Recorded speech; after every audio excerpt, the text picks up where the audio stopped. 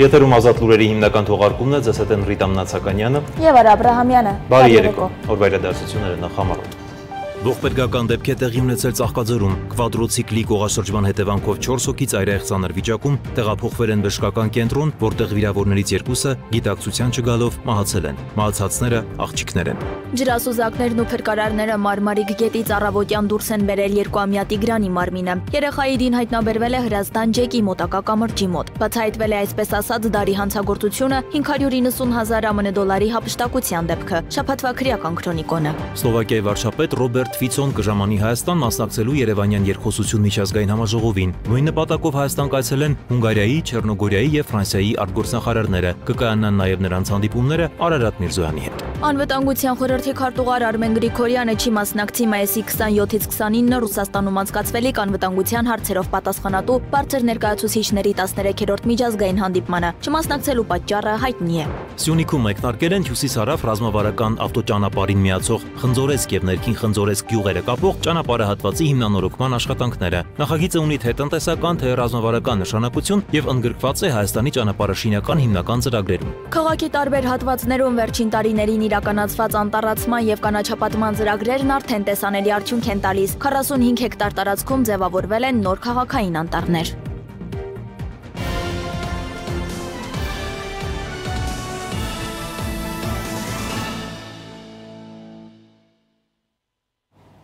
Ողբերգական դեպք է տեղի ունեցել Կոտայքի մարզում ժամը 11:20-ի սահմաններում ոստիկանություն օպերատիվ տեղեկություն է ստացվել, որ Ծաղկաձորում բագի տեսակի կվադրոցիկլ է կողաշրջվել։ Ինչպես հայտնում է Շամշյանը, ավելի ուշ պարզվել է, որ տեղի ունեցածի հետևանքով 4 հոգի տարբեր աստիճանի մարմնական վնասվածքներով ծայրահեղ ծանր վիճակում տեղափոխվել են Հրազդան բժշկական կենտրոն, որտեղ վիրավորներից երկուսը գիտակցության չգալով մահացել են։ Որոշ լրատվամիջոցների տեղեկություններով մահացածները 2007-2008 թվականներին ծնված աղջիկներ են։ Ըստ Armlur.am-ի նրանք 3 տոնել են իրենց վերջին զանգը, ապա 4 ընկերներով գնացել Ծաղկաձոր կվադրոցիկլ վարձակալել եւ դրանով վթարի ենթարկվել։ Ինչպես հայտնի է, ջրասուզակներն ու փրկարարները Մարմարիկ գետից առավոտյան դուրս են բերել 2-ամյա Տիգրանի մարմինը։ Երեխայի դին հայտնաբերվել է Հրազդան Ջեկի մոտակա կամրջի մոտ։ Մայիսի 4-ից որոնվող Տիգրանի մարմնի վրա արտաքին զննությամբ վնասվածքներ, բռնության հետքեր չկան։ Քննչական կոմիտեից հայտնում են, որ նշանակվել է դիակի դատաբժշկական փորձաքննություն։ Նաև բացահայտվել է այսպես ասած դարի հանցագործությունը տևական ժամանակ նախապատրաստված եւ մանրակրկիտ պլանավորված 590,000 $-ի հափշտակության դեպքը։ Շաբաթվա քրեական քրոնիկոնը։ Ներքին գործերի նախարարության փրկարար ծառայության աշխատակիցները Մարմարիկ գետում Հրազդան Ջեկին հարակից կամրջի մոտակայքում մայիսի 24-ին ժամը 10:40-ի սահմաններում հայտնաբերել են 2-ամյա երեխայի դին։ 2-ամյա Տիգրան Պետրոսյանի անհետացման մասին ահազանգը ներքին գործերի նախարարությունը ստացել էր մայիսի 4-ին։ Ըստ նախնական տվյալների փոքրիկը դուրս էր եկել տանից Մարմարիկ բնակավայրում եւ չէր վերադարձել։ Սերժ Սարգսյանը մեղադրվում է $3 միլիոն կաշառք ստանալու համար, նրա վերաբերյալ նախաքննությունն ավարտվել է։ Հիմնավորվել է, որ Հայաստանի նախագահի պաշտոնը զբաղեցրած անձն իր պաշտոնեական դիրքն օգտագործելով սահմանափակ պատասխանատվությամբ ընկերության տնօրենի օգտին գործողություններ կատարելուն նպաստելուն, այն է ընկերության 100% բաժնեմասը Հայաստանում ոչ ռեզիդենտ ընկերությանը վաճառելու գործարքին չխոչընդոտելու համար 2008 թվականի փետրվարին եւ ապրիլին այդ ժամանակահատվածում Հայաստանի վարչապետի ավագ օգնականի պաշտոնը զբաղեցրած անձի օժանդակությամբ նշված գործարքից ստացել է առանձնապես խոշոր չափերով $2,985,000 կաշառք։ Դատախազությունը Սերժ Սարգսյանի եղբայր Ալեքսանդր Սարգսյանից պահանջում է մոտ 6 միլիարդի ապօրինի ծագման գույք ու դրամական միջոցներ։ Պաշտպանների միջնորդությամբ գործը քննվում է դռնփակ։ Ալեքսանդր Սարգսյանը բացի քաղաքացիական այս գործից ժամանակին անցնում էր նաև քրեական գործով, սակայն պետությանը հասցված $7 միլիոն վնասը վճարելուց հետո ոչ արդարացնող հիմքով քրեական պատասխանատվությունից ազատվել է։ Նախկին տնօրենը Բյուրականի աստղադիտարանին պատճառել է 78 միլիոն դրամի վնաս, մասնավորապես Վիկտոր Համբարձումյանի անվան Բյուրականի աստղադիտարանի նախկին տնօրենն անտեսելով օրենքի պահանջը 2013 թվականի օգոստոսի 30-ին հաշվառվելով որպես անհատ ձեռնարկատեր եւ օգտագործելով իր տնօրենի պաշտոնից բխող հեղինակությունն ու ճանաչումը գիտատեխնիկական գործակցության աշխատանքների կատարման պայմանագրեր է կնքել ընկերության հետ։ Պայմանագրերի գործողության ընթացքում ընկերությունը ԱԶ-ին փոխանցել է 266 միլիոն 857 հազար դրամ, որից քրեականի աստղադիտարանի նախկին տնօրենը 2013-ից 24 թվականների ընթացքում ստացել է 78 միլիոն 511,390 դրամի գումարի չափով եկամուտ, այն տնօրինելով սեփական կարիքների համար։ Նախկին տնօրենի նկատմամբ հարուցվել է հանրային քրեական հետապնդում, պատճառված վնասից վերականգնվել է 19 միլիոն դրամ, իսկ գումարի մնացած չափով արգելանք է դրվել վերջինի շարժական եւ անշարժ գույքերի վրա։ Կանխվել է ինքնասպանությունը, բացահայտվել սպանություն ներքին գործերի նախարարության օպերատիվ կառավարման կենտրոնը հասանգեստացվել, որ մի երիտասարդ ցանկանում է ինքնասպանություն գործել նետվելով Երևանի հաղթանակի կամրջից, սակայն պարեկներն ու փրկարարները կանխել են ինքնասպանությունը, երիտասարդը տեղափոխվել է համայնքային ոստիկանության կենտրոնական բաժին։ Պարզվել է ինքնասպանության փորձի նախնական պատճառը երիտասարդի կողմից ժամեր առաջ հորը սպանելն է։ Քրեական համայնքային ոստիկաններն ու փրկարարներն Էջմիածնի Խորենացու փողոցի բնակարաններից մեկում հայտնաբերել են 22-ամյա երիտասարդի հոր 1960 թվականին ծնված Գրիգորի Գրիգորյանի դին։ Նախնական տվյալներով կտրած ծակած վնասվածքներով դիակի վրա առկա են եղել թղթադրամներ, հանգամանքները նախաքննությամբ պարզվում են։ Ոստիկանները տելեգրամով թմրամիջոց ձեռք բերելու հերթական դեպքերն են բացահայտել համայնքային ոստիկանության Արաբկիրի բաժնի ծառայողները Երևանի Նաիրի Զարյան փողոցում հայտնաբերել ապօրինի թմրանյութ պահելու եւ օգտագործելու հիմնավոր կասկածանքով ձերբակալել եւ բաժին են տեղափոխել Կոտայքի մարզի Մրգաշեն գյուղի բնակիչ 25-ամյա մի երիտասարդի։ Անձնական խոզարկությամբ նրա մոտ հայտնաբերվել է 3.40 գրամ բուսական զանգվածով փաթեթ։ Մրգաշենցի երիտասարդը հայտնել է, որ թմրամիջոցը ձեռք է բերել տելեգրամյան ալիքի միջոցով անձնական օգտագործման համար, նաեւ կազմված փաստաթղթերը ներկայացվել են նախաքննական մարմին։ Երևանի պարեկները Դավիթ Հաշենի երկրորդ թաղամասում ձերբակալված 30-ամյա կնոջ անձնական խոզարկությամբ էլ հայտնաբերել են 8.73 գրամ կրիստալ տեսակի թմրամիջոցի նմանվող զանգված։ Նա հայտնել է, որ թմրամիջոցը ձեռք է բերել տելեգրամյան ալիքի միջոցով։ Հայաստանի քննչական կոմիտեի կառուցվածքային ստորաբաժանումներից մեկում իրեղեն ապացույց ճանաչված առանձնապես խոշոր չափերի գումարի հափշտակության դեպքի առթիվ նախաձեռնված քրեական վարույթի շրջանակներում բացահայտվել են տևական ժամանակ նախապատրաստված եւ մանրակրկիտ պլանավորված հափշտակության դեպքերը, խմբի անդամների ինքնությունները, նրանց դերաբաշխումները, նաեւ հափշտակության մեխանիզմն ու գումարի պահպանման վայրերը։ Արդյունքում հանցան կատարած անձինք ձերբակալվել են, իսկ կատարված խոզարկությունների եւ վարույթային այլ գործողությունների արդյունքում հայտնաբերվել եւ վերցվել է հափշտակված $590,000 մեծ մասը $578,800։ Ձերբակալված անձին կանհերքելի փաստերի ճնշման ներքո տվել են ինքնախոստովանական ցուցմունքներ։ Նախաքննությունը շարունակվում է, ձեռնարկվում են միջոցառումներ մնացած $11,200 գումարը հայտնաբերելու ուղղությամբ։ Նախաքննությամբ պարզվել է, որ 2024 թվականի սեպտեմբերին Տավուշի մարզի Գումարտակի Պարեկը վարորդական վկայական ձեռք բերել ցանկացող քաղաքացուն տեղեկացրել է, թե կարող է կազմակերպել իբրև թե պաշտոնատար անձ հանդիսացող իր ծանոթին 600,000 դրամ կաշառք տալու դիմաց ապօրինի եղանակով վարորդական իրավունքի վկայական ստանալու գործընթացը։ Հիշյալ գործողությունների դիմաց Պարեկը քաղաքացուն դրդել է սկզբում իրեն փոխանցել կաշառքի գումարից 300,000 դրամը, սակայն Պարեկը հետագայում որևէ գործողություն չի ձեռնարկել եւ քաղաքացին վարորդական իրավունքի վկայական չի ստացել։ Վերջինիս պաշտոնավարումը կասեցվել է։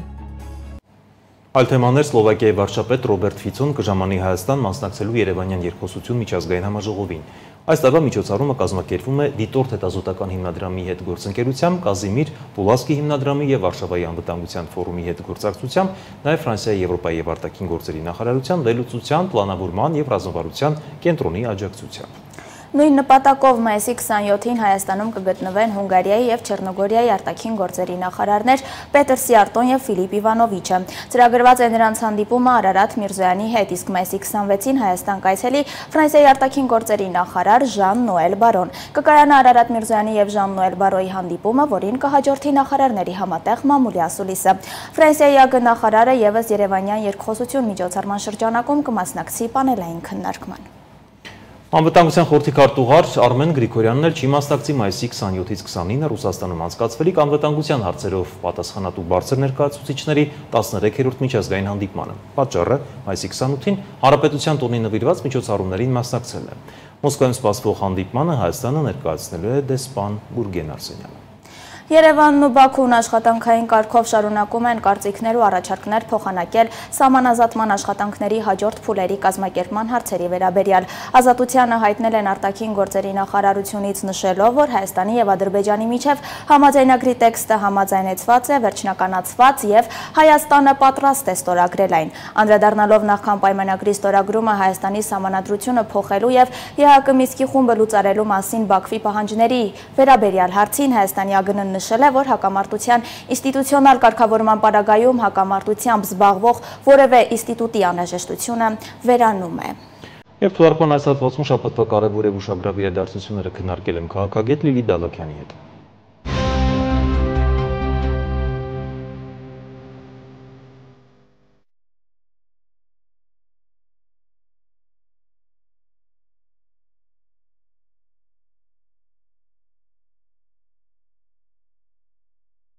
Բարի երեկո Լիլիթ, շնորհակալություն հրավերն ընդունելու համար։ Բարի երեկո։ Միասին փորձել ենք ամփոփել անցնող շաբաթվա կարևոր եւ ուշագրավ իրադարձությունները եւ դրանք բավականին ակտիվ էին ու շատ։ Սկսենք առաջին հերթին Ռուսաստանի Դաշնության արտաքին գործերի նախարար Սերգեյ Լավրովի այցից։ Արցախի կորստից հետո առաջին անգամ նա գալիս է Հայաստան, որն է նրա մեսիջը, ինչ նա փոխանցեց, որովհետեւ նա այնպես էր խոսում, կարծես որևէ բան չի եղել, կարծես որևէ մեղավորություն չունեն Արցախի կորստի մասով եւ այլն, որն էր Լավրովի մեսիջը եւ ինչպես է գնահատում նրա այցը, խնդրեմ։ Դե մեսիջը նորից մոսկովյան հարթակներին վերադառնալն է։ Մենք գիտենք, որ Ռուսաստանը ակտիվորեն ցանկանում է հայ-ադրբեջանական կոնֆլիկտի հանգուցալուծումը տեղափոխել մոսկովյան հարթակ, այսպես միջնորդ լինելու նպատակով արևմտյան հարթակներից, որովհետև նկատում ենք ամերիկան էլ է շատ ակտիվ, լսեցինք Ռուբիոյի խոսքը Սենատում։ Մյուս կողմից նոյեմբերի 9-րդ կետը ինչով է կարևոր, մենք բազմիցս ասել ենք տարածաշրջանային կապուղիների բացումը, բայց Ռուսաստանի վերահսկողության ներքո, որպեսզի իրենք դուրս չմնան Չինաստանից եւ Հնդկաստանից դեպի Եվրոպա գնացող ճանապարհներից, այսքանը եւ մեսիջ ուղարկել աշխարհին, որ Հայաստանը մեզ հետ է, որովհետեւ շատ հաճախ խոսում են Հայաստանը լքել է, ԵՏՄ-ն դուրս է գալիս, հապկից դուրս է գալիս, ցույց տալ, որ այդպիսի որևէ խնդիր մենք չունենք։ Իդեպ սա քար է ընդդիմությանը խորհրդարանական, որովհետեւ նրանք անդադ մեզ վախեցնում էին ուկրաինացման սցենարով, որը Լավրովը հերքեց, եւ երկրորդը, որ Ռուսաստան-Հայաստան հարաբերությունները ծայրահեղ վատ են։ Լավրովի խոսքերից ստացվում է, որ որևէ խնդիր իհարկե կա, բայց մենք հղում ենք արում Լավրովին չունենք։ Իսկ ինչպես կգնահատեք, երբ նա ասաց, որ Ռուսաստանը դեռ մի բան էլ օգնել է ձեզ, Ռուսաստանը երբեք ձեզ չի լքել,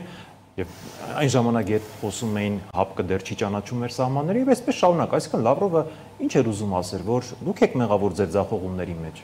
Լավրովը դե հո չէր ասի մենք ենք մեղավոր, մենք ձեզ հանձնել ենք։ Բայց իրեն հստակ հարց հնչեցվեց Արցախի մասով, նա ասաց, որ մեր մասով դուք որևէ պահանջ չպետք է ներկայացնեք, նույնիսկ մունատ եկավ այսպես ասած ժողովրդական լեզվով։ Գիտեք, պարոն Դուգինին եմ ես միշտ մեջ բերում, որը ոչ թե ռոպագանդիստ է ուղղակի, նա Վլադիմիր Պուտինի ամենամտերիմ իդեոլոգներից է, հիշում եք, նրա աղջկա թաղմաններ Պուտինը մասնակցեց։ Նա բառացիորեն այսօր գրել է իր էջում, որ Ադրբեջանը պետք է շնորհակալ լինի, հիմա էլ Ադրբեջանին են վախեցնում Ռուսաստանին, առանց Ռուսաստանի Արցախում հաղթանակ չէր լինի եւ գրել էր, որ վտանգավոր է, միտքը դա էր, որ Ադրբեջանը խաղեր է տալիս արևմուտքի հետ։ Այսինքն պարոն Լավրովը շատ բան կարող է կեղծել։ Նա Կոսովոյի նախադեպը տարավ Ղրիմին, որ ընդհանրապես Ղրիմի հետ առնչություն չունի, հիմա չնստենք 1244 բանաձևը վերլուծենք էթնիկ զտման, որը լիովին տեղավորվում է Ղարաբաղում տեղի ունեցած վերաբերյալ, ինչը իրենք անվանում էին հակաղաբեկչական գործողություն։ Օրինակ չհնչեց հարց, ինչու եք մեղադրում, որ Հայաստանը Լաչինի միջանցքով զենք է տեղափոխում։ Դուք մեր դաշնակիցն եք, մանավանդ այդպիսի բան չկար։ Լավրովը այնքան է արդեն սովորել իր դերին, որ արդեն ուզում ես հավատալ, որ նա անկեղծ է մեզ հետ խոսում։ Ինչ վերաբերում է զենքին, եկեք նշենք, որ 90-ականների նույն զենքով կռվում էր Ադրբեջանը, նույնիսկ առավել, որովհետև Սովետական միությունը ամբողջ զինանոցը թողել էր Ադրբեջանում։ Երկրորդը, առաջին Ղարաբաղյան պատերազմի ժամանակ Ռուսաստանի ղեկավարը Բորիս Ելցինն էր, որը գոնե հստակ դիրքորոշում ուներ, որ Հարավային Կովկասում իրենց դաշնակիցը Հայաստանն է։ 2008 թվականից հետո հատկապես Մյունխենյան ելույթից հետո Վլադիմիր Պուտինը սկսեց կրկնակի զինել Ադրբեջանին հարձակվողական զենքով, ինչը ի դեպ Մինսկի խմբի մյուս երկու համանախագահները չէին անում, որովհետև հասկանում էին, որ դա նոր պատերազմի առիթ կարող է հանդիսանալ։ Եվ հիմա էլ ասած այն է, որ ձեզ էլ ենք զինել, իրանցել ենք զինել, հետո կարող է էլի ձեզ զինենք։ Ղարաբաղի հարցը, ինչպես պարոն Դուգինն է ասում, այստեղ մանրադրամ է ընդհանրապես երկու ժողովուրդներին բախել։ Այսինքն Դուգինը խոսում է Պուտինի շուրթերով։ Իհարկե, դե հերքում չի եղել երբևիցե Դուգինն էլ ամբողջովին ռուսական առաջատար հեռուստաալիքներում է, նա պատահական մարդ չի։ Անդրադառնանք այս այցին կրկին, այնտեղ երբ Արադ Միրզյանի հետ հանդիպեց, նաև հարց հնչեց, որ հապկի մասով ԵՄ-ի մասով Միրզյանը նշեց, որ դեռ հայտ չեն ներկայացրել ԵՄ-ին։ Էկոնոմիկայի նախարարը շատ լայն ժպիտով Գևորգ Պապյանը նշեց, որ ԵԱՏՄ-ից չեն պատրաստվում դուրս գալ, Ինչ է կատարվում։ Դե հիմա էլ ասում են Եվրոպական համայնքի հաջորդ գագաթնաժողովը լինելու է Երևանում։ Նիկոլ Փաշինյանը սպասում է կրկնվեմ, բայց թե այդպես է, տեսնի միջազգային ասպարեզում ինչպիսին կլինի Ռուսաստանի իրավիճակը, Ռուսաստանը հակահարձակման է պատրաստվում համառային, խոսենք երևի նաև ռուս-ուկրաինական հակամարտությունից եւ բոլորը սպասման մեջ են ատվում Ալիևը։ Նիկոլ Փաշինյանը սպասում է, եթե Ռուսաստանի դիրքերը կթուլանան Ուկրաինայում, այսինքն նաև հարավային Կովկասում, որտեղ սա կապված է նաև դիրքերի հետ հարավային Կովկասում ռուսական, նա կասի ես գնում եմ Եվրամիություն, հիշում եք, որ ասաց ես հենց վաղը ցանկանում եմ։ Իսկ եթե Ուկրաինայում Ռուսաստանը հասնի իր նպատակներին, ուրեմն կասեն մենք ԵՏՄ-ից չենք պատրաստվում դուրս գալ։ Ալիևից խոսեցինք, հատկանշական շաբաթվա ընթացքում եւս մեկ հայտարարություն հնչեց այդ բռնապետի շուրթերից, Հունգարիայում նա նշեց, որ իրենք հաղթել են եւ այլն, այդ ամեն ինչը արդեն վաղուց խոսված ծեծված թեմաներ է, բայց նա նշեց, որ Հայաստանը վաղ թե ուշ կկատարի իր ցանկությունները, սահմանադրությունի փոփոխություն, նույնիսկ խմբի լուծարում եւ նույնիսկ ավելացրեց, որ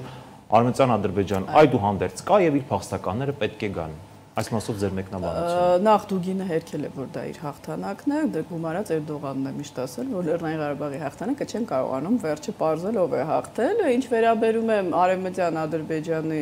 հարցին, ես ինքս նշել եմ, որ Հայաստանի սխալն է թողնել, ասելով, որ դե ոչինչ, հիմա բանը ասում է, Ալիևը դրանով բավականին վտանգավոր ժամանակ է ձգում, մի կողմ այս բանը դա կարող է իրագործել, թե ոչ, նա ժամանակ է շահում միջազգային հանրությանն ասում է, իդե Պուտինի տակտիկային է նման, տեսեք անհաղթահարելի այ խոչընդոտներ կան, որ ես ստորագրեմ խաղաղության պայմանագիր եւ ասես դա օրակարգում է այդ հարցը բանակցությունների, չասած ես ուղղակի այդպես եմ կարծում։ Ես միշտ քննադատել եմ Հայաստանի իշխանություններին, որ Արցախի հարցը լծակ է, ինչքան է տեղ խնչի, նույնիսկ եթե մենք Արցախը ճանաչում ենք Ադրբեջանի հայ ժողովրդի վերադարձի իրավունքը, իդեպ առաջատար երկրներում կան բանաձևեր, ի տարբերություն արևմտյան հորինված ադրբեջանցիների, երկրորդը Սումգայիթի, Բաքվի, որոնք տասնյակ հազարներով ավելի շատ են, քան իբրև թե արևմտյան Ադրբեջանի, որի եզրույթը Ֆրանսիայի դեսպանը այստեղ նույնիսկ ձեռք առավ շատ ներողություն։ Այսինքն Հայաստանի դիվանագիտությունը սխալ է մտածել, որ լռությունը խաղաղության է տանում։ Ոչ, Ալիևը նախ միջազգային ասպարեզում ստանում է ժամանակ, երկրորդը բոլորս էլ հասկանում ենք, եթե նա հնարավորություն ունենա, հենց վաղն էլ կհարձակվի։ Մենք պիտի ակտիվ դիվանագիտություն առաջ տանենք եւ հակառակը Ալիևին ցույց տանք, որ եթե շարունակես այս խոսույթը, կակտիվանա Արցախի, Բաքվի եւ Սումգայիթի հարցերը։ Շաբաթվա ընթացքում եւս կարևոր այց տեղի ունեցավ Իրանի Իսլամական Հանրապետության բարեկամ հարևան երկիր Իրանի պաշտպանության նախարարները այստեղ հանդիպեցին, խոսեցին եւ միաժամանակ հնչեցվեց, որ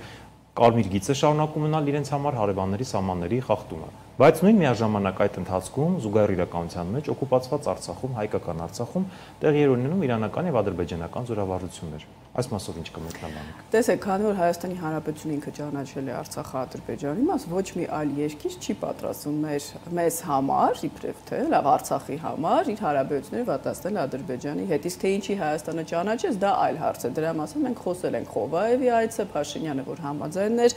հետաձգել կարգավիճակը եղավ հարձակում, գնաց Պրահա, դրա մասին նորից չխոսեմ։ Այսինքն Իրանը եթե տեսնում է, որ Հայաստանը այդպիսի քաղաքականություն է տանում, ինքը չի պիտի վատացնի հարաբերությունները Արցախի հետ կապված, բայց կարմիր գիծ է Հայաստանի տարածքային ամբողջականությունը, ինչու, որովհետև դա բխում է Իրանի շահերից, դա միայն Հայաստանի համար չեն իրենք ասում, իրենք հասկանում են, որ կարող է կապը կտրվի հայ-իրանական, դրանից հետո արտաքին աշխարհի իրենք խնդիրներ կունենան, ԵՏՄ շուկա, Եվրամիության շուկա, եթե սանկցիաները հանեն իրանց վրայից, եւ գիտեն, որ այդ տարածքում բազմաթիվ ադրբեջանցիներ ապրում միլիոնավոր եւ Ադրբեջանը դա կարող է օգտագործել Իրանում ներքաղաքական լարում ապահովելու նպատակով Թուրքիայի հետ։ Դրա համար Իրանի համար այո դա կարմիր գիծ է։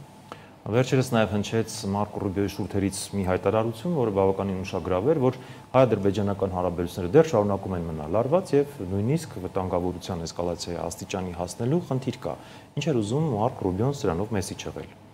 Շատ հետաքրքիր է, որ դա տեղի ունեցավ զուգահեռ Լավրովի ամբողջը զուգահեռ իրականության մեջ են դիտարկում։ Փաստորեն այն միտքը, որ Պուտինը եւ Տրամպը կիսել են աշխարհը եւ հարավային Կովկասը նվիրել են Պուտինին, այդպես չի եւ սրանով ցույց տվեց Մարկո Ռուբիոն, որ Ամերիկան ակտիվորեն մասնակցում է բանակցություններին։ Նույնիսկ ասեց, որ դա շատ կարեւոր է, այնպես էր անում, որ Ադրբեջանը չհարձակվի Հայաստանի վրա, այդ կետը շատ ուշադիր էր, շատ կարեւոր էր, այսինքն արևմուտքում հասկանում են, որ ագրեսորը Ադրբեջանն է, սա մեսիջ էր Ադրբեջանին Մյուս կողմից սրանով զգուշացնում են մեզ, որ միայն իրենց զսպող ուժի միջոցով է, որ Ադրբեջանը այսօր չի հարձակվել։ Իդեպ Ալո Սիմոնյանն դա ասաց, հիշում եք ջերմուկի դեպքի հետ կապված, որ արևմուտքը ջանքեր գործադրեց եւ կանգնեցրեց Ադրբեջանի հարձակումը։ Բայց մենք մեր հույսը չպետք է դնենք միայն արևմուտքի վրա, ակտիվորեն խոսել ենք, զինվենք, մեր ձեռքերը արտադրենք, գումարած անենք դիվանագիտական կարևոր աշխատանք։ Դիվանագիտական աշխատանքից խոսեցիք,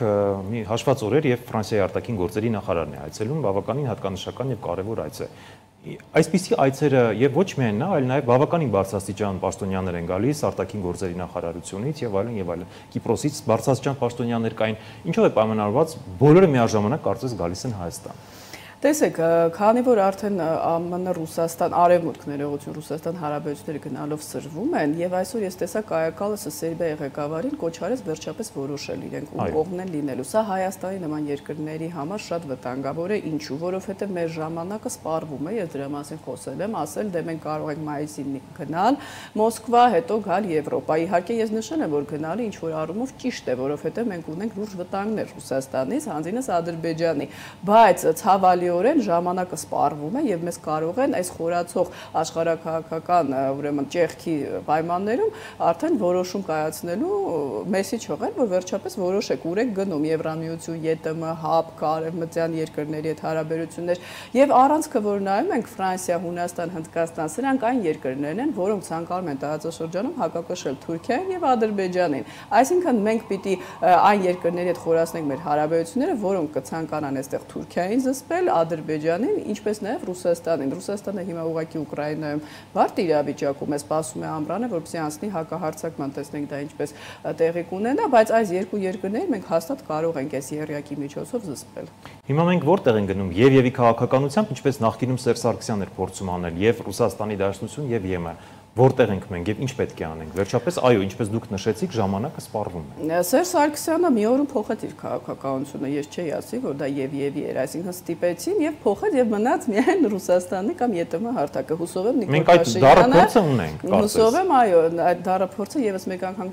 չենք ունենա, հատկապես որ Սերժ Սարգսյանի ժամանակ այսպիսի իրավիճակ չէր աշխարհում եւ դա մեզ համար շատ վատ հետևանքներ չունեցավ։ Իսկ հիմա օրինակ Եվրամիությունը կարող է ասել այլևս չենք աջակցում ձեզ, ոչ ֆինանսապես, ոչ զենքեր ենք թողնում վաճառեն, իսկ սա մեզ համար շատ բարդ կլինի, հատկապես որ Ռուսաստանը ըստ էության կասեցրել է մեզ զենքի վաճառքը, ի տարբերություն Ադրբեջանի պանցիրներ է վաճառում, այսինքն Հայաստանը, այո, դիվանագիտական առումով պիտի բոլորի հետ դիվերսիֆիկացիա ապահովի, բայց ներքին աշխատանքը այնպես պիտի անի, որ որքան հնարավոր է ոչ թե խորացնի հարաբերությունները Ռուսաստանի հետ, հյուպատոսություն բացի, տնտեսությունը ավելի խորանա,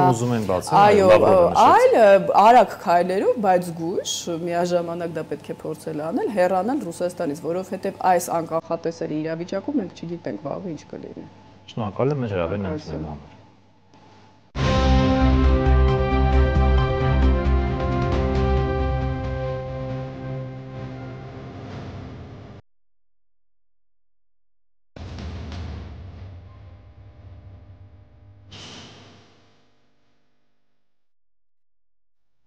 Շարունակում ենք թողարկումը Սյունիքում մեկնարկել են հյուսիսարավ ռազմավարական ավտոճանապարհին միացող Խնձորեսկ եւ Ներքին Խնձորեսկ գյուղերը կապող ճանապարհահատվածի հիմնանորոգման աշխատանքները։ Նախագիծը ունի թե տնտեսական, թե ռազմավարական նշանակություն եւ ընդգրկված է Հայաստանի ճանապարհաշինական հիմնական ծրագրերում։ Տարածքային կառավարման եւ ենթակառուցվածքների նախարարության նախաձեռնությամբ Սյունիքի մարզում շարունակվում են ռազմավարական նշանակության ճանապարհների հիմնանորոգման եւ կառուցման աշխատանքները։ Այս ոլորտում թերևս ամենաակտիվ հատվածներից մեկը Խնձորեսկի եւ Ներքին Խնձորեսկի ավելի քան 10 կիլոմետր երկարությամբ ճանապարհահատվածն է, որի հիմնանորոգման համար հատկացվել է 2.3 միլիարդ դրամ։ Տարածքային կառավարման եւ ենթակառուցվածքների նախարար Դավիթ Խուդատյանը տեղեկացրել է, որ այս հատվածում նախատեսվում է երթևեկելի մասի հիմնանորոգում, մայթերի եւ արհեստական շինությունների կառուցում, ճանապարհի կահավորում։ Նախկինում ճանապարհը անանցանելի էր գրեթե, մեծ դժվարություններ ներկայացնում եւ համայնքների բնակիչների համար եւ այս համայնքներ ընդհանրապես այցելող բոլոր տրանսպորտային միջոցների համար մենք այստեղ նախատեսել ենք երկշերտ ասֆալտի 2 շերտի տեղադրում։ Հիմա առաջին շերտի տեղադրման աշխատանքներն են, որի հաստությունը 6 սանտիմետր է եւ նաեւ նախատեսել ենք եւս 5 սանտիմետրանոց վերին շերտ տեղադրել, դրանից հետո ճանապարհը կգծանշվի, կկահավորվի երթևեկության նշաններով եւ կհանձնվի շահագործման հիմնական մասը 2025 թվականի ընթացքում։ Նախարարը նշել է, որ նման հիմնանորոգման աշխատանքներ կատարվում են նաև մյուս ռազմավարական ճանապարհահատվածներում, որոնց մի մասն արդեն ավարտվել է, իսկ մյուսները ավարտին են հասցվում, միաժամանակ իրականացնելով որակի լաբորատոր ստուգումներ։ Այդ ամբողջը պատշաճ իրականացնելու դեպքում 2025 թվականին ճանապարհային նորոգման աշխատանքներում որակական էական փոփոխություններ նկատելի կլինեն մեր քաղաքացիների համար։ Այո, մենք ընդունում ենք, որ որոշ տեղերում խնդիրներ կան, այդ խնդիրների մի մասը օբյեկտիվ են, մի մասը սուբյեկտիվ են, բայց այդ բոլոր խնդիրները ընդունում ենք ի գիտություն եւ ինստիտուցիոնալ ճանապարհով գնում ենք այդ բոլոր խնդիրների լուծման ուղղությամբ եւ ասեմ, որ այդ խնդիրները լուծելի են։ Նախարարի խոսքով շինարարական ոլորտում արկա խնդիրների մեծ մասը կապված է կապալառու կազմակերպությունների աշխատանքի հետ, սակայն դրանք վերահսկվում եւ արագորեն շտկվում են։ Մենք գործընկերների հետ հիմա օրենսդրական նախագիծ ենք մշակում, որը հնարավորինս կխոչընդոտի, մենք փորձում ենք այնպես անել, որ ամբողջովին բացառի գերբեռնված մեքենաների առկայությունը Հայաստանի Հանրապետության ճանապարհների վրա, որովհետև գերբեռնված մեքենաները իսկապես խնդրեմ են առաջացնում ճանապարհներին, այդպիսի բազմաթիվ ճանապարհներ ունենք, որոնք քանդվել են, որովհետև գերբեռնված մեքենաներ են այնտեղով երթևեկություն իրականացնել։ Կարծում եմ այս հարցը եւս լուծելի հարցերի շարքում է եւ մենք հիմա անհրաժեշտ օրենսդրական փոփոխություններ կանենք խնդրի լուծման ուղղությամբ։ Բացի այդ նախատեսվում է ճանապարհային կշեռքների ավելացում եւ բեռնատարների GPS կահավորում շարժի վերահսկման նպատակով, հավելել է նախարարը։ Սյունիքի մարզում մեկ այլ կարևոր ծրագիր է Նռնաձոր համայնքի նոր ճանապարհի կառուցումը, որը համայնքը կապելու է Մեղրիի եւ Հարակից բնակավայրերի հետ։ Շվանիձոր Նռնաձոր 13.1 կիլոմետր երկարությամբ ճանապարհի արժեքը կազմում է ավելի քան 2.5 միլիարդ դրամ։ Հայ գործընկերների հետ ճանապարհի կառուցման ընթացքին ծանոթացել է նաև Հայաստանում Իրանի արտակարգ եւ լիազոր դեսպան Մեհդի Սոբհանին։ Նրա խոսքով ճանապարհի կառուցումը եւ այն նախագծերի իրականացումը կնպաստեն Իրանի եւ Հայաստանի տնտեսական զարգացմանը, որն էլ իր հերթին տարածաշրջանում խաղաղության հաստատմանը։ Իրանն աջակցելու է Հայաստանի եւ Ադրբեջանի միջև խաղաղության բանակցությունների գործընթացին։ Մենք ողջունում ենք Հայաստանի վարչապետի խաղաղության խաչմերուկ նախագիծը։ Սա կարող է նպաստել տարածաշրջանի ապաշրջափակմանը, հետևաբար բարգավաճմանը։ Դուք գիտեք, որ մենք դեմ չենք ապաշրջափակմանը, բայց դա պետք է տեղի ունենա Հայաստանի տարածքային ամբողջականության եւ ինքնիշխանության ներքո։ Նա նշել է, որ Մեղրիի ազատ տնտեսական գոտու ակտիվ գործունեության համար անհրաժեշտ է համապատասխան ենթակառուցվածքների առկայություն։ Իրանական կողմում հորձող արած տնտեսական գոտին կարող է լավ օրինակ դառնալ։ Մեղրիի տնտեսական գոտու ակտիվացումը մեծ խթան կհանդիսանա Հայաստանի տնտեսության զարգացման համար։ Մենք բանակցում ենք Հայաստանի էկոնոմիկայի նախարարության հետ, որպեսզի այդ ծրագիրն իրականացնենք։ Արդեն ավելի քան 300 իրանական ընկերություններ գրանցվել են Հայաստանում եւ ծավալում են համարժեք գործունեություն։ Նրանք տարբեր ոլորտներում իրականացնում են կարևոր ներդրումներ։ Օրինակ, Արմավիր քաղաքում գործում է պողպատի մշակման ընկերություն, որը տեղում գործարան է հիմնել։ Շուտով այնտեղ կտեղադրվի ամրակներ արտադրության համար նախատեսված հոսքագիծը։ Իրանական ընկերությունները նպաստում են Հայաստանում առևտրի զարգացմանը։ Նախարար Դավիթ Խուդատյանն էլ կրկին անդրադառնալով ճանապարհաշինական աշխատանքներին վստահեցրել է, որ Նռնաձոր համայնքը կապող այս ճանապարհը կլինի բարձրորակ։ Այն շատ կարևոր է տարածաշրջանի տրանսպորտային ցանցի ապահովման համար։ Վերջին տարիներին Հայաստանում ճանապարհաշինության ոլորտում կատարվել է մեծածավալ ներդրումներ։ 2018 թվականից ավելի քան 4000 կիլոմետր ճանապարհ է կառուցվել, հիմնանորոգվել եւ նորոգվել։ Այս աշխատանքների շնորհիվ սահմանամերձ եւ հեռավոր համայնքների միջև կապն ամրապնդվում է, ինչը կարևոր դեր ունի երկրի տնտեսական եւ ռազմավարական կայունության համար։ Սոնա Գիշյան, Free News, Ազատ լուրեր։ Կարճատև գովազդային դադարից հետո կշարունակենք թողարկումը։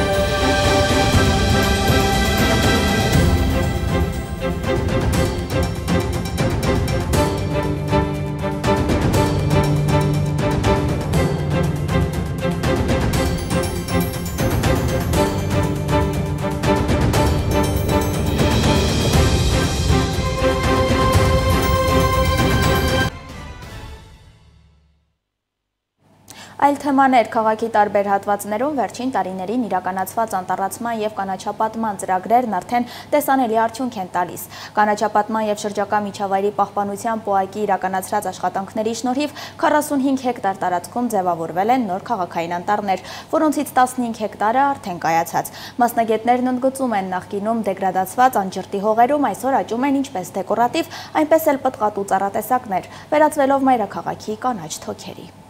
Երևանի երբեմնի ամայի, փոշեպատ եւ քարքարոտ տարածքներում այսօր ծաղկում են նորաստեղծ կանաչապատ տարածքներ։ Տարիներ շարունակ անտառապատ չեղած հողերն այսօր վերածվում են կենսունակ քաղաքային անտառների, որոնք ոչ միայն էկոլոգիական, այլև համայնքային կարևոր նշանակություն ունեն։ Կանաչապատման եւ շրջակա միջավայրի պահպանության պետական ոչ առևտրային կազմակերպության նախագահ Արմեն Բեգոյանը, խոսելով Երևանի տարբեր հատվածներում արդեն կայացած ուրբան անտառների մասին, ընդգծել է. «Սա տքնաջան աշխատանքի, մասնագիտական մոտեցումների եւ բնապահպանական մեծ հավակնությունների արդյունք է»։ Էլի քաղաքական, էլի այսպիսի բաներով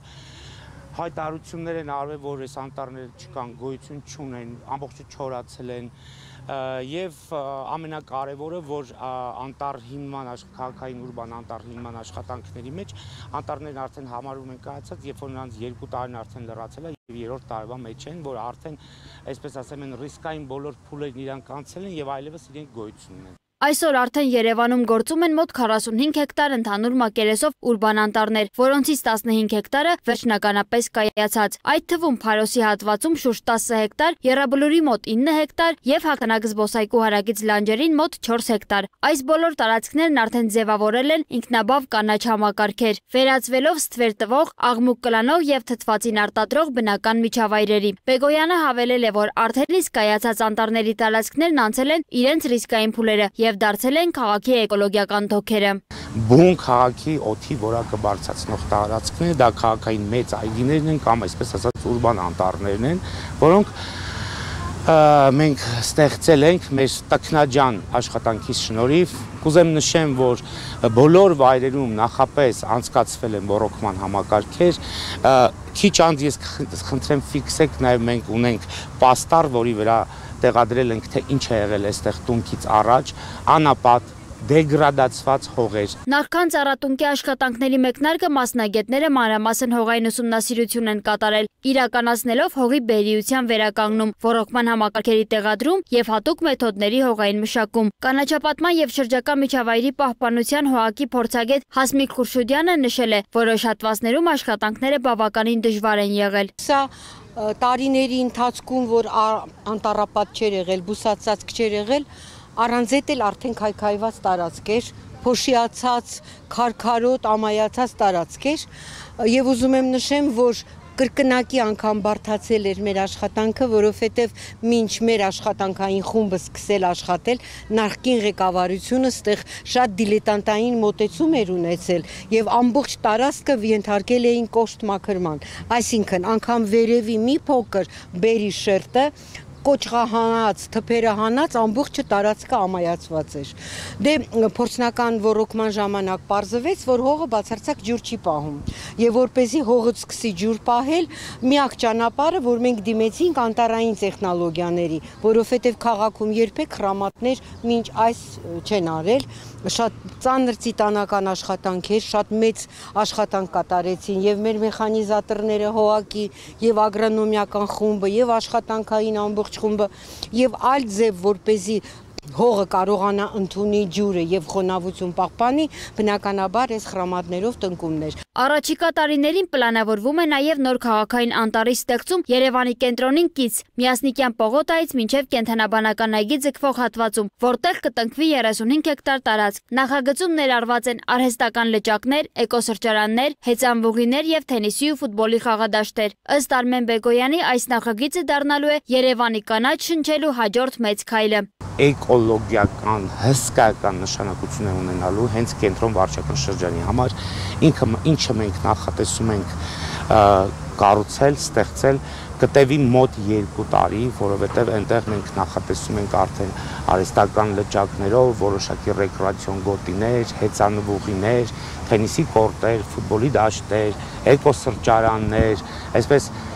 շատ խիտ անտառ ենք ուզում տեղադրենք։ Քաղաքային անտառներն առանձնանում են նաև ծառատեսակների բազմազանությամբ։ Անտառներում տեղ են գտել ինչպես դեկորատիվ, այնպես էլ պտղատու ծառատեսակներ, ստեղծելով ոչ միայն գեղագիտական, այլև կենսաբանական կայունություն։ Տնկված ծառատեսակների թվում են սոսիներ, թխկի, հացենի, վայրի պտղատուներ, ծիրանենի, գինկո եւ մշտադալար այլ տեսակներ։ Այսպիսով Երևանի տարբեր հատվածներում իրականացված կանաչապատման ծրագրերը շոշափելի արդյունք են տալիս։ Նախկինում քարքարոտ, ամայացած ու փոշեպատ հողերն այսօր վերածվում են կայացած, կենսունակ ու բազմազան ծառատեսակներով հագեցած քաղաքային անտառների։ Բազմաբնույթ ծառատեսակների, պտղատու եւ դեկորատիվ համադրությունները, հողային եւ ոռոգման համակարգերի մասնագիտական նախագծումը, նաեւ բարձր կպչողականությամբ տնկիները վկայում են ծրագրի հաջող ընթացքի մասին։ Պետական կառույցների ներկայացուցիչները վստահեցնում են, գործընթացը շարունակական է եւ առաջիկա տարիներին մայրաքաղաքը կունենա նոր կանաչ գոտիներ, հանգստի, էկոլոգիական կայունության եւ առողջ միջավայր ապահովելու նպատակով։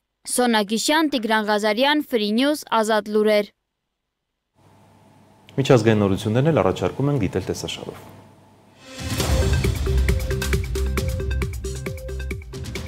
Ռուսաստանն ու Ուկրաինան գերիներ են փոխանակել ըստ Ռուսաստանի պաշտպանության նախարարության Ուկրաինային է վերադարձվել 270 զինծառայող եւ 120 քաղաքացիական անձ։ Նույնքան ռազմագերիներ եւ քաղաքացիական անձ էլ վերադարձել է Ռուսաստան։ Սա 1000-ի դիմաց սկզբունքով փոխանակման առաջին փուլն է, որի շուրջ կողմերը պայմանավորվել էին մայիսի 16-ին Ստամբուլում կայացած հանդիպմանը։ Պատերազմի սկսվելուց ի վեր սա ամենախոշոր փոխանակումն է։ Առայժմ անորոշ է ռուս-ուկրաինական հաջորդ հանդիպման վայրն ու օրը։ Հաղորդվում է, որ ռուս-ուկրաինական բանակցությունների երկրորդ փուլը կարող է տեղի ունենալ հաջորդ շաբաթ։ Ընդ որում Եվրոպան եւ Միացյալ Նահանգները հանդիպման հավանական վայր են դիտարկում Վատիկանը, սակայն ռուսական կողմը հակված է բանակցությունները շարունակել Ստամբուլում։ Կրեմլի խոսնակն էլ ասել է, որ Մոսկվան եւ Կիևը դեռ չեն համաձայնեցրել հանդիպման դետալները։ Հռոմում Միացյալ Նահանգների եւ Իրանի միջև բանակցությունների 5-րդ փուլն ավարտվել է առանց համաձայնության հասնելու, սակայն կողմերը որոշել են շարունակել բանակցությունները։ Հաղորդվում է, որ երկու երկրները մտադիր են սահմանել Թեհրանի միջուկային ծրագրի վերաբերյալ նոր համաձայնագրի պարամետրերը, կարևոր մանրամասները թողնելով ավելի ուշ քննարկման։ Բանակցությունների 5-րդ փուլից հետո Իրանի արտաքին գործերի նախարար Աբբաս Արաղչին հայտարարել է, որ իրանական կողմն ակնկալում է լուծել անհամաձայնություն առաջացնող հարցերը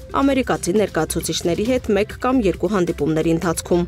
Միացյալ Նահանգների նախագահ Դոնալդ Թրամփը հայտարարել է, որ չի պատրաստվում վերանայել ԵՄ-ի նկատմամբ 50% ներմուծման մաքսատուրքեր սահմանելու որոշումը, սակայն հաստատել է բանակցությունների պատրաստակամությունը։ Նա նշել է, որ մաքսատուրքերը չեն կիրառվի, եթե ԵՄ երկրներն արտադրություն ստեղծեն Միացյալ Նահանգներում։ Ֆրանսիայի արտաքին առևտրի հարցերով լիազոր նախարարն էլ այդ մաքսատուրքերն անընդունելի է համարել։ Նա նշել է, որ եվրոպացիները կձեռնարկեն պատասխան միջոցներ։ Պաշտոնյան նշել է, որ նման մաքսատուրքերի դեպքում կոնյակի եւ այլ ապրանքների մատակարարումը Միացյալ Նահանգներ փաստացի կդադարի։ Գերմանիայի Համբուրգ քաղաքի գլխավոր երկաթուղային կայարանում տեղի ունեցել դանակով հարձակում, որի հետևանքով 12 մարդ վնասվածքներ է ստացել։ Նրանցից 3-ի վիճակը գնահատվում է ծայրահեղ ծանր, եւս 3-ին ծանր, 6 մարդ թեթև վնասվածքներ է ստացել։ Համբուրգի ոստիկանությունը հայտնել է, որ կասկածյալը 39-ամյա մի կին է, որը ձերբակալվել է, սակայն հարձակման դրդապատճառները դեռ անհայտ են։ Հարվարդը դատական հայց է ներկայացրել Միացյալ Նահանգների կառավարության դեմ։ Դատարանը ժամանակավոր կասեցրել է Թրամփի վարչակազմի կողմից Հարվարդի համալսարան օտարերկրյա ուսանողների ընդունելության արգելքը։ Հիշեցնենք, Թրամփի վարչակազմը չեղարկել է Հարվարդի համալսարանի ուսանողների փոխանակման ծրագիր իրականացնելու վկայագիրը, ինչը նշանակում է, որ համալսարանն այլևս չի կարող ընդունել օտարերկրյա ուսանողների։ Միացյալ Նահանգները բացի Հարվարդից կարող է օտարերկրյա ուսանողների ընդունելության արգելք կիրառել նաև այլ բուհերի հանդեպ, հայտարարել է Միացյալ Նահանգների նախագահ Դոնալդ Թրամփը։ Թողարկման ավարտին ծանոթացեք նաև եղանակային կանխատեսումներին։ Հաջողություն։ Ցտեսություն։